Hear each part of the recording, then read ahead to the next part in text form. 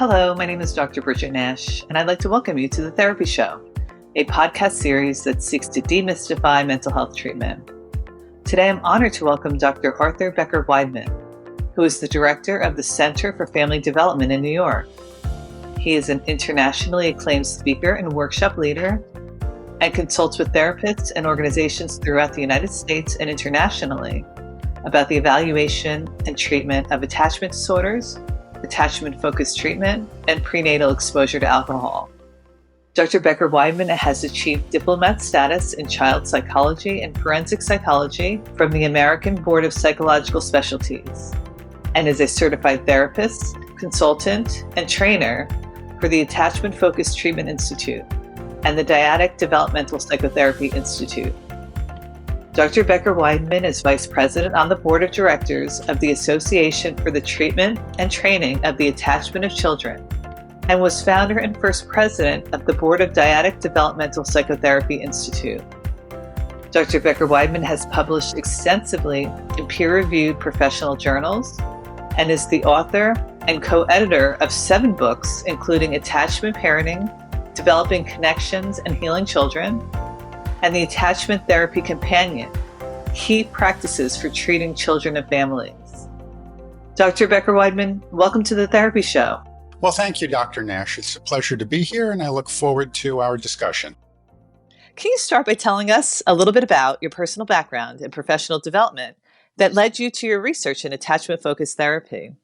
It probably goes back to when I was in graduate school for my PhD, and my dissertation, the research I did for that, was primarily focused on looking at psychological differentiation, locus of control among compulsive adolescent substance abusers and their families. The children in the study were in residential treatment for drug abuse. It really struck me how the relationship between the child and the primary caregiver seemed to be really important for understanding how these difficulties developed and, as importantly, how to address them. And over time, I published some material about adolescent substance abusers, their families, looking at different elements. It was probably in about 1998 that I first started focusing on attachment specifically and adoption issues. So those were 2 kind of related fields, adoption and attachment concerns. So how would you briefly explain attachment-focused therapy to a non-professional? One of the phrases I like to use with parents, especially early in treatment when we're just beginning to talk about the methods and approaches that tend to be most effective when you have a child who has experienced complex trauma, which is chronic early maltreatment that occurred within a caregiving relationship, disorders of attachment, trauma, it's about connections, not compliance. In other words, attachment-focused treatment really focuses primarily on the relationship between people. And in a parent-child situation, the focus is not on compliance, it's on developing a healthier, better connection. Let me just be clear here, Dr. Nash. I am not saying compliance isn't important. What I'm really saying is that the way you get true compliance is through developing a meaningful, deep, emotional connection between the child and the parent. And if you don't mind my sharing a personal story, what describes this, I think, my older daughter, when she was applying to graduate school in psychology to be a clinical psychologist, as you know, she had to write an essay, why do you want to be a psychologist? And she wrote about how her mom and dad are both in the mental health field, and growing up, we always talked about things, and this is one of her interests. And then she shared a little vignette that I think captures what I'm trying to describe here about connections, not compliance. She wrote about being maybe 4 years old and running down the hallway, yelling, screaming, no, not another discussion, just put me in timeout. What that captured is, with all of our kids, if we were not happy with something that they did, we'd say, come here, we have to have a discussion. And so what I think that illustrates is for her, if we were unhappy with her, unhappy with something she did, that for her would be more painful than just putting her in timeout or physical discipline. In other words, the relationship we had was emotionally significant, deep, and meaningful, and our displeasure or unhappiness caused her real discomfort. And that's how you get real compliance. You can make anybody do anything if you use enough force, but when you turn your back, they may not continue with what you'd like them to. But if there's a real deep emotional connection, the child or the other person, in a couple, for example, values the relationship, values your approval, that's what will make sure that things continue in a positive way, whether you're looking or not looking. Thank you for that example. I think that would make sense to most people listening. When and how did you realize that an attachment-focused approach would be an effective form of therapeutic intervention? Probably I began considering that back in 1998 and began writing about attachment, reading a lot of early writings about attachment, John Bowlby, for example, Mary Main, other people. Then I began putting together the basic elements of attachment-focused treatment, specifically Dyadic, developmental psychotherapy. And I guess the first publication about that would have occurred probably in about 2002. And then I did my research looking at attachment focused treatment for families where there are disorders of attachment and trauma and comparing dyadic developmental psychotherapy with what you might think of as usual care. The preliminary findings came out in 2005, and then the comprehensive multi-year study was published, I believe that was 2006. And that study really demonstrated, very briefly, I won't bore you with all that, but very briefly, we looked at about 64 families who came to our clinic. And as part of the comprehensive evaluation that we always do before treatment begins, there were a variety of tests and questionnaires administered, including the child behavior checklist. About half of the families continued in treatment with us and got dyadic developmental psychotherapy, and about half the families got other forms of treatment elsewhere, often because of geographic issues. Maybe they couldn't travel that far or what have you. And they got, I called it usual care, individual therapy for the child, play therapy, family therapy, residential treatment, those kinds of things. The two groups were no different during the evaluation on important dimensions like age and gender and their scores on the child behavior checklist. 1 year after treatment began, the children that got dyadic developmental psychotherapy showed notable, statistically significant reductions in all of the scales of the child behavior checklist. And all of the scales moved from what we call the clinical range to the normal range. The children who got other forms of treatment that I mentioned, there was no change. All of their scores stayed in the clinical range. And then 4 years later, we contacted everybody again, 4 years after treatment ended.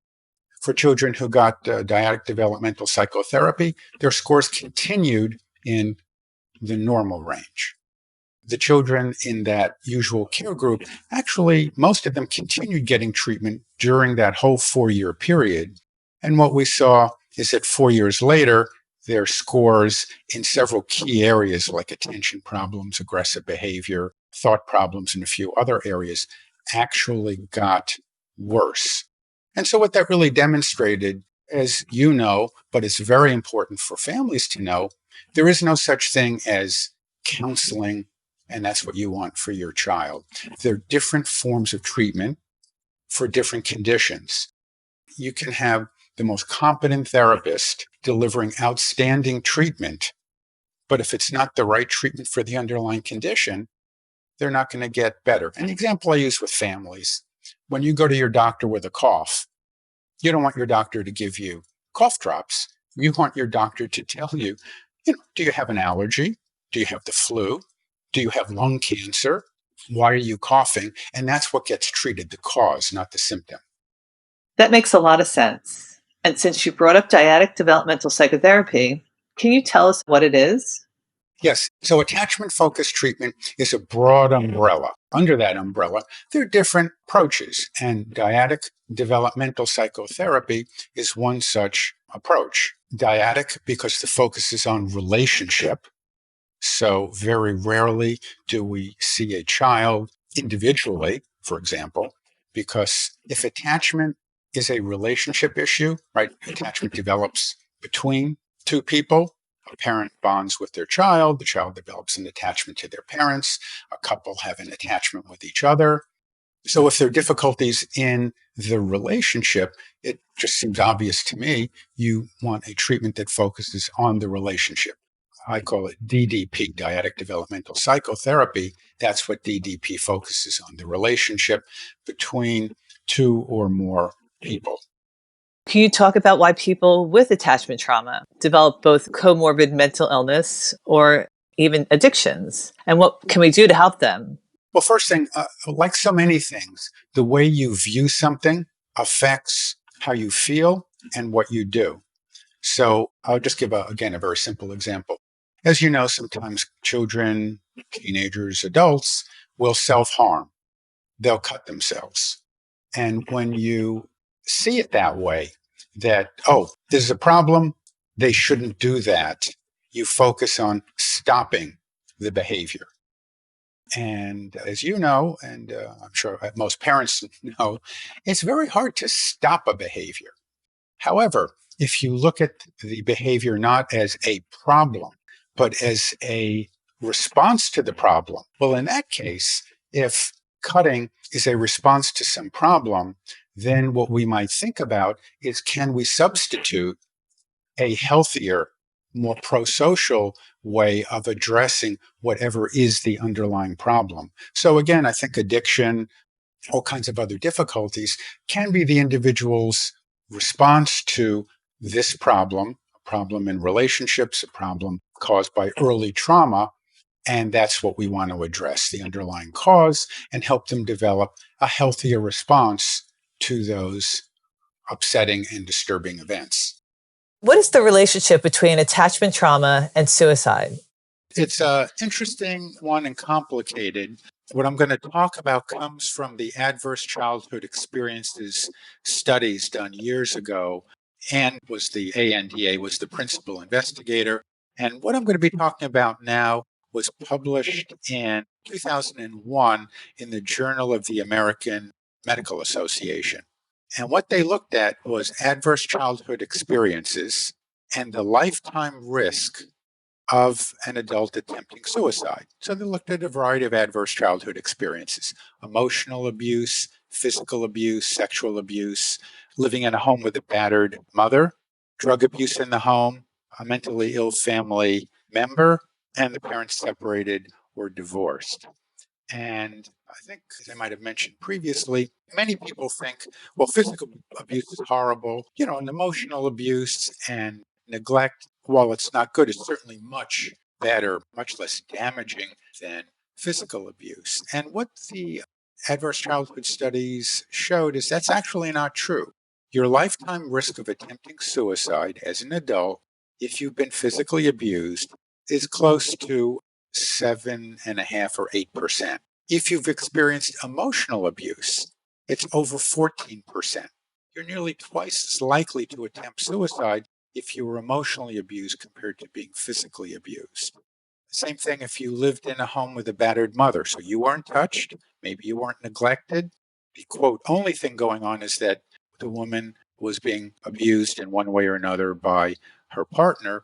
When you grow up, your lifetime risk of attempting suicide is 9%. Again, higher than if you had been physically abused. It just shows that these negative early experiences do have a significant effect on the likelihood of an adult later attempting suicide. And this highlights the importance of early intervention and treatment. Exactly. So, for example, around here, and probably nationally, most battered women shelters provide services to the children. trauma-related services, because I think they're recognizing it's not only the woman who's been victimized, but even the children who, as I say, maybe weren't touched and food and all those kinds of things, they still are significantly affected and experience significant psychological and emotional trauma. That makes a lot of sense as well. What about mental illness? Do you see a relationship between attachment traumas and mental illness, comorbid? There may be some loose connection between those, but attachment is a completely different domain than, say, mental health issues or mental health diagnoses. So basically, there are 4 patterns of attachment, but there are many, many, many mental health issues. About 60% of the population has a healthy and secure pattern of attachment.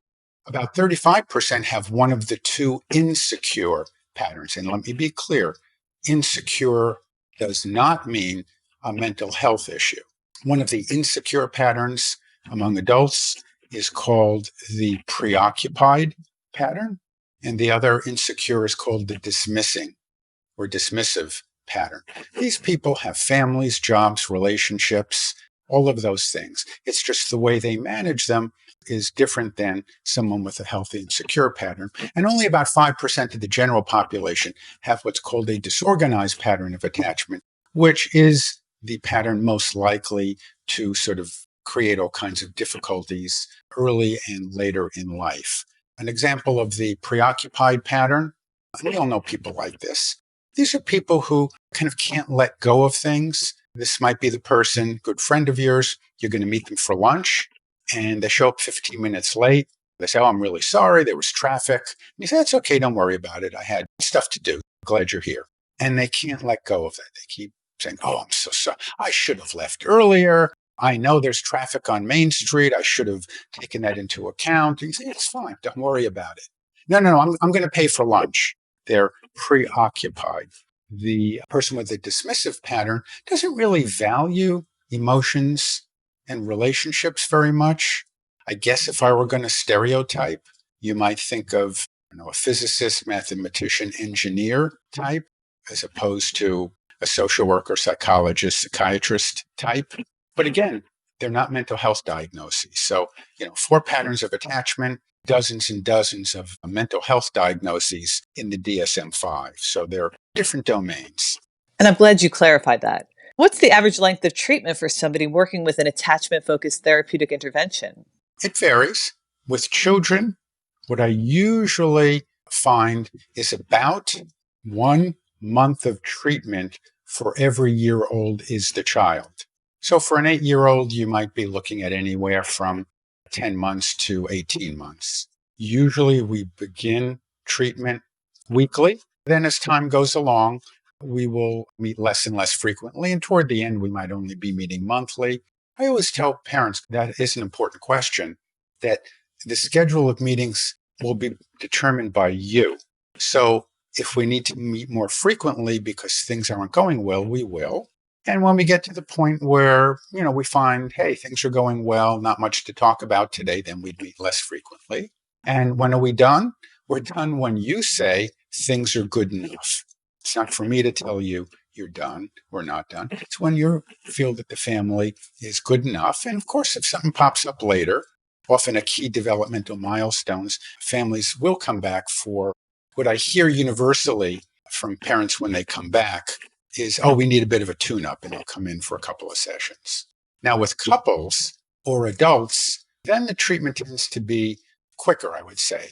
Usually within several months, 6 months, there's enough progress that they wind up feeling things are good enough at that point. I like that, how you're seeing that the parents and the family as the expert on what they need. There was a family I saw.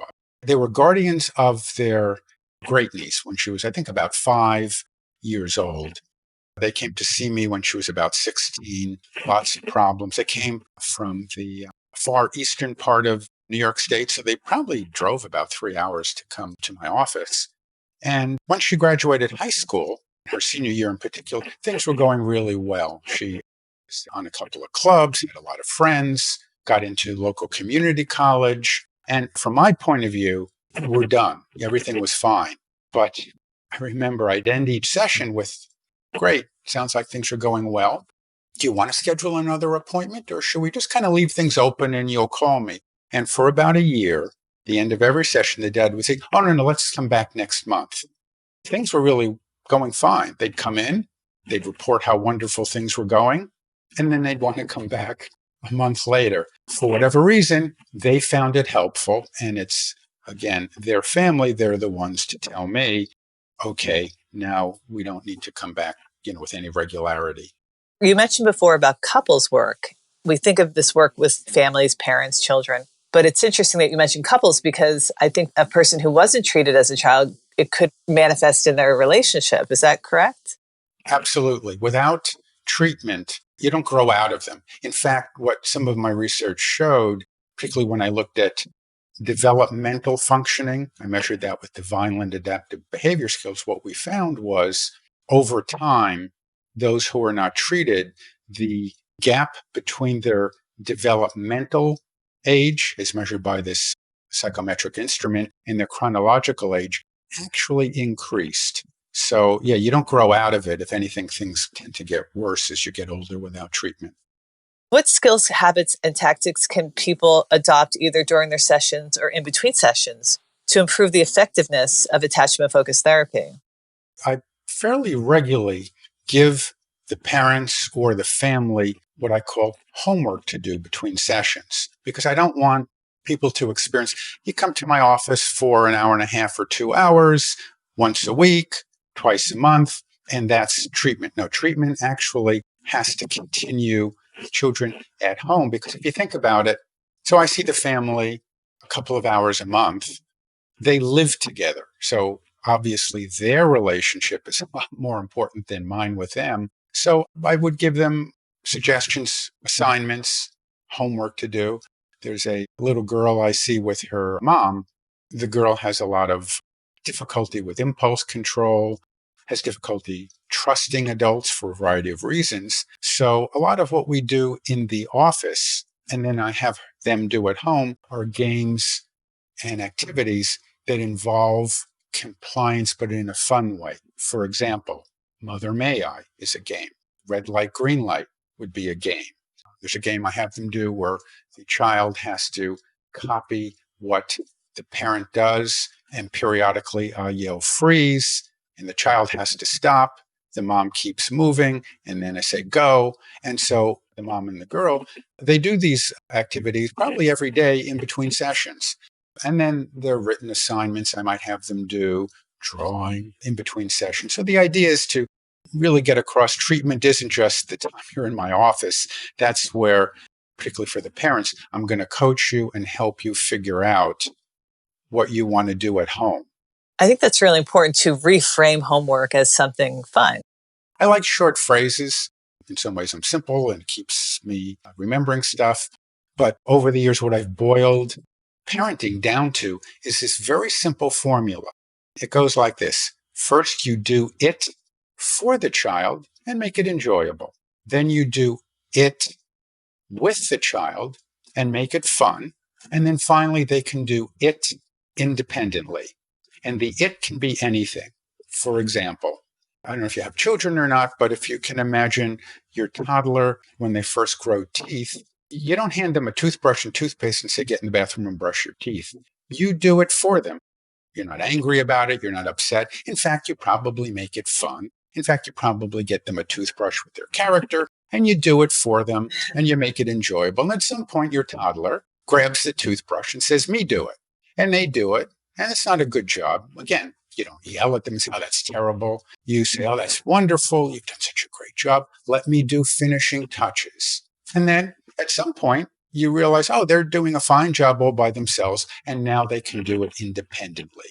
And that applies to pretty much anything. And this sort of reminds me that when you have a child who is developmentally younger than their chronological age, you want to treat them where they are developmentally, not chronologically. So if you have a 10-year-old who acts and functions more like a 6-year-old, you want to interact with them like a 6-year-old and help them develop the skills to act in a chronologically more age-appropriate manner. And again, that often involves not expecting them to, if you expect a 6-year-old to do what a 10-year-old should be able to do, no one's going to be happy. So you may have to take a couple steps back and do stuff.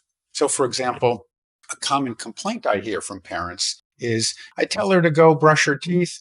She goes in the bathroom, comes out, says she did it, but she didn't. And I have to go in and feel her toothbrush and check that out. It's always a big battle.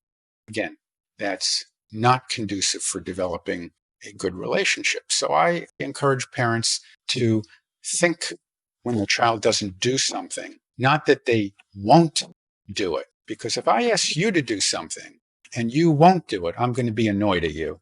If, on the other hand, I think, oh, well, she can't do it, then what I'm going to do is I'm going to want to help. I'm going to want to do it with you. So I encourage parents in the example I was relating, after breakfast, you go in the bathroom with your child and both of you brush your teeth at the same time and make it fun, make it enjoyable. So that's how that fits in. I really like that, meeting them where they are. Exactly. I tell parents with teenagers, for example, even if you're positive your kid is sort of yanking your chain, you still do better assuming they can't do it, not they won't. Because if they can't do it, you're going to try to help them, and that's a connecting experience. And if they're really just trying to agitate you as you do it with them, eventually they're going to say, I can do it. Don't worry about it. And they will. So you can't lose assuming the other person can't do it rather than thinking they won't do it. So what are some of the most common obstacles or missteps that prevent patients from seeing the full benefits of attachment-focused therapy? One would be not doing the exercises at home that we've talked about in the session.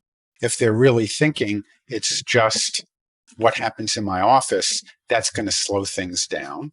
Another barrier might be the parent's own early history, maybe early trauma, maybe disorders of attachment. That's one of the reasons in the assessment that I do before we begin treatment, I have parents complete what's called the Parent Stress Index to get a better picture of, again, what are their stressors, what's going on, what obstacles might there be, so that I know how to help them with that and how to work with them.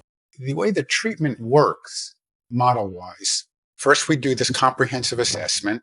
We look at attachment, mental health issues, sensory issues, executive function, in 3 sessions and a bunch of tests and questionnaires. And then once we begin treatment, if attachment-focused treatment, Dyadic developmental psychotherapy is appropriate, the first several meetings are just with the parents about attachment facilitating parenting. And here's where we might begin to address some of the potential barriers, some of their expectations that, oh, you're going to fix everything. I don't have to do anything. Well, that's not really the case. Helping them figure out what they need to do at home. And this is so important for people to understand that treating a child is not just one patient, it's the whole family. Exactly. Because again, attachment is a relationship process. And so if there's a problem in the relationship, you treat the relationship, not the person. And to treat the relationship, you need the people involved in the relationship present. It might be more obvious to people if I say, I wouldn't want to do marriage therapy with only one part of the couple. It'd be hard to do that. You need both there because marriage therapy focuses on the relationship. Can you share any poignant examples of where attachment-focused therapy had a major impact in someone's life? I can think of a couple. One, I remember I worked with this family. I think the boy was 12 or 13 when they came to me. Really a pretty difficult history, physical abuse, sexual abuse, a lot of neglect. He'd been in, I can't even count how many foster homes and treatment programs before he came to his family. I worked with the parents for several years. He eventually graduated high school, joined one of the branches of the armed service, went into the military police, air police arm of that. And I think he stayed in the service for maybe 5 or 6 years. He was stationed different places. At this point, he's, I guess, in his late 20s or 30s, became a state trooper. So from his early history to this, just it really struck me. And for me, it was a good example of when we ended treatment, things weren't perfect. They were okay, but the trajectory of his development was changed such that he continued to make progress and do better and better and better over time. So that would be one example that really stands out. Another one is a little girl that I saw who had been adopted from South America, a really talented gymnast, but a lot of her difficulties interfered with her being as good as she could be. Eventually, we got to the point where she could really focus on her gymnastics. The difficulties she had with her mother, with her coach, really disappeared. Then actually we began doing a bit of what I would describe maybe as sports psychology, helping her visualize what she wanted to do, helping her visualize more positive things rather than visualizing her early negative experiences in the orphanage in South America. And again, this little kid who she's probably about 12, she's in gymnastics camps and groups all over the country with much older kids. That would be another example of, for me, how helpful and impressive this approach can be and the kind of change that it can generate, particularly when you've got parents who are actively involved. And when we think about even intergenerationally, like this will not only affect the trajectory of her life, but also her children and onward and onward. Oh, yeah. I work with a lot of social workers and caseworkers who work for departments of social service here in the area. And it's pretty common when I talk to older caseworkers that they'll talk about now they're nearing retirement, they are seeing the grandchildren of the kids that they first saw when they first became a caseworker. So without appropriate interventions, as I said, people don't grow out of this. And how do you learn to be a parent?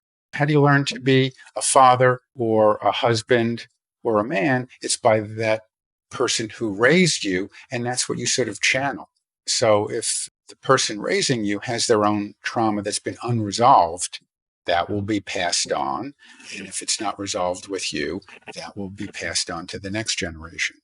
Is there anybody that attachment focus is not appropriate for? Well, certainly I wouldn't consider this approach in high conflict divorce.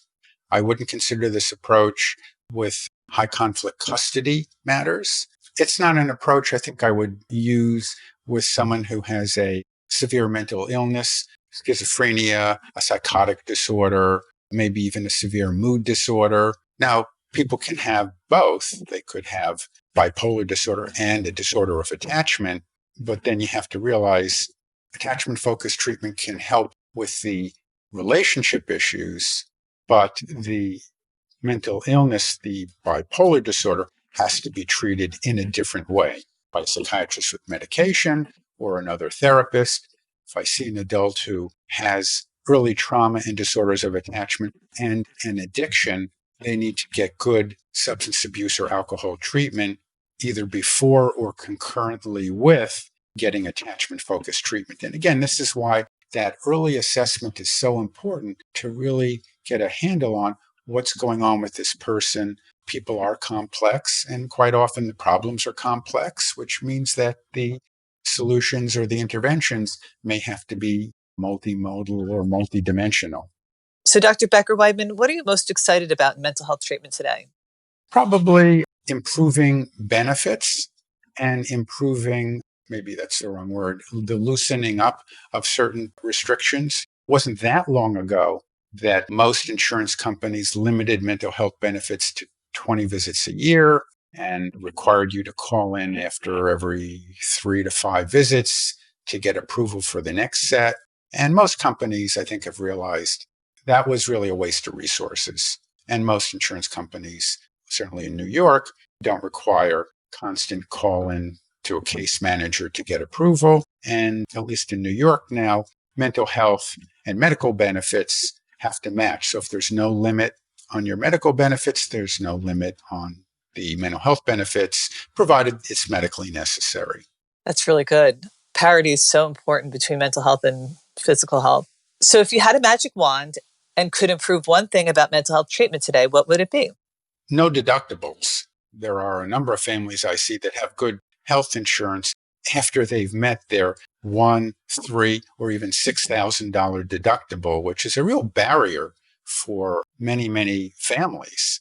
Some people can afford that, a lot can't. So I think that would be important. No deductibles for mental health, because unresolved mental health issues can lead to significant medical and health issues. And for audience, I'd encourage them to Google the ACE studies, Adverse Childhood Experiences studies done many years ago. What they looked at, there were about 18 behaviors they identified as adverse childhood experiences: being abused as a kid, neglected, having a family member in prison, being raised in a single parent home, etc. And had 18 of these. And when they looked at the medical records for a health plan in Southern California, what they found was the more ACEs, adverse childhood experiences, in your background, the more likely you were to develop drug addiction or alcoholism, not surprising. Smoke cigarettes, not surprising. Develop depression or anxiety, not surprising. What was surprising is the more ACEs in your background, controlling for everything else: blood pressure, height, weight, all of those things, smoking history. The more ACEs in your background, the more likely you were to develop COPD, chronic obstructive pulmonary disease, certain forms of cancer, and other medical issues. So not addressing early trauma has major public health implications down the road. So that would be one thing. I think no deductibles make it easier, and make copays. Copays, I think, are fine. They just need to be reasonable so that they don't become a barrier to people seeking treatment. And I also think it affects society as a whole, because having those barriers taken away helps people in community as well. Absolutely. Besides the medical issues I just mentioned, if you go to a prison and interview the inmates there, an extremely high proportion of them have experienced chronic early maltreatment within their family, the family they grew up in. Again, untreated, things don't turn out well, either from a physical health point of view, mental health point of view, or a criminal justice point of view. So how can my audience learn more about your work, either online or in print? Well, they can certainly go to my website, www.center4familydevelop.com. For parents, a probably good resource book that I wrote is Attachment Parenting, and I edited that with a colleague, and that would be probably a particularly useful book for them to read. It's got chapters on why you might want to get a neuropsychological evaluation, on the use of play therapy at home, art therapy, things like that. That probably would be a good book for them to take a look at. And links to your books and your work and your website will all be in the show notes and on therapyshow.com. So Dr. Becker-Weidman, on behalf of myself, my listeners, and all of the people you have helped through your work, I want to thank you for your contributions to mental health treatment and for taking the time out of your busy schedule to help me and my audience better understand the field of attachment-focused therapy. Well, thank you very much. I appreciate the opportunity, and I've enjoyed our time together, and I do hope this has been helpful for your audience. You have a good day and a good rest of your week.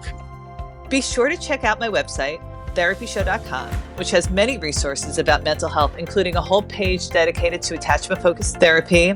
There you will also find how to submit questions, stories, or insights you have about the mental health system, or suggestions about who else I can interview and how I can improve the show. I'd like to close by reminding our listeners to please subscribe, share, and review this podcast so you, someone you love, and people around the world can gain more benefit from therapy. There's no need to suffer in silence. Get the help that you need to create the life that you want.